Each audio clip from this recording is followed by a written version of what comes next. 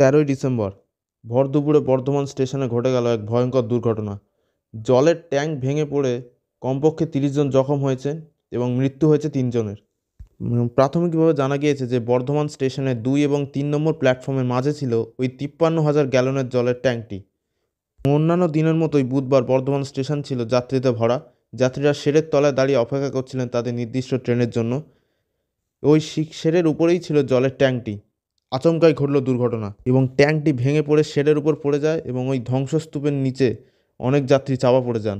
জখম হন কমপক্ষে 30 জন। ঘটনাকে কেন্দ্র করে ব্যাপক চাঞ্চল্য ছড়ায় বর্ধমান স্টেশনের চারপাশে এবং এরপর তড়িঘড়ি পুলিশ এবং রেলের আধিকারিকরা পৌঁছান ঘটনাস্থলে। শুরু হয় উদ্ধার কাজ এবং এরপর আহতদের নিয়ে যাওয়া হয় বর্ধমান মেডিকেল কলেজে এবং 3 জনের মৃত্যু হয়েছে পুলিশ সুপার জানান। এবং এরপর এদিন 1, 2 ও 3 নম্বর প্ল্যাটফর্মে ট্রেন চলাচল বন্ধ করে দেওয়া হয়েছিল। এবং এরপর জানা গিয়েছে সম্প্রতি ওই জলের ট্যাঙ্কটি রং করা হয়েছিল কিন্তু কোনো মেরামতি হয়নি, ফলে রেলের গাফিলতিকে অভিযোগ করেছে রাজ্য। এই ঘটনায় তীব্র আতঙ্কিত হয়েছেন যাত্রীরা। প্রসঙ্গত, এর আগে 2020 সালে বর্ধমান স্টেশনের ব্যানার ছাদ ভেঙে একটি দুর্ঘটনা ঘটেছিল।